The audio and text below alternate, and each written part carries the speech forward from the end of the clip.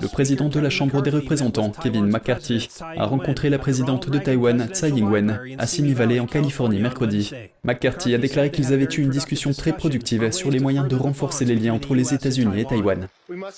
Nous devons poursuivre les ventes d'armes à Taïwan et nous assurer que ces ventes parviennent à Taïwan en temps voulu.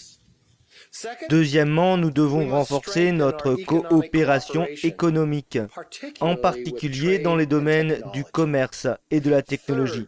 Enfin, nous devons continuer à promouvoir nos valeurs communes sur la scène internationale. McCarthy est le plus haut fonctionnaire américain à avoir rencontré un dirigeant taïwanais sur le sol américain depuis 1979.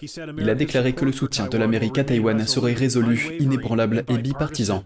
Un journaliste lui a demandé s'il craignait que cette rencontre n'aggrave les tensions avec le régime chinois. Nous n'avons pas l'intention de provoquer une escalade. Nous voulons continuer à reconstruire et à favoriser la démocratie et la liberté.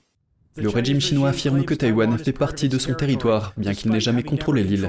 Tsai a mentionné son approche des relations entre Taïwan et la Chine dans le discours qu'elle a prononcé à l'issue de la réunion. Lors de la discussion avec les dirigeants du Congrès ce matin, j'ai réitéré l'engagement de Taïwan à défendre le statu quo pacifique.